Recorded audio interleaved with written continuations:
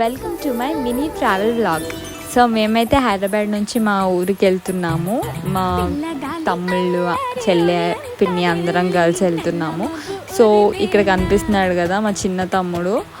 So కలిసి ఆడుకుంటున్నారు చూడండి.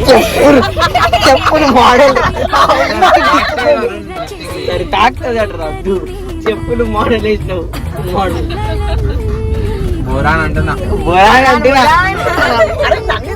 సో ఇట్లా ఫ్యామిలీతో ట్రావెల్ చేస్తే టైం కూడా తెలియదు కదా.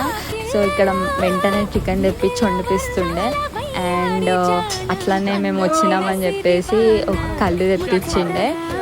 కళ్ళు చాలా మంచిది కూడా, లైక్ ఏదైనా ఇంప్యూరిటీస్ ఉన్నా కూడా పోతాయి.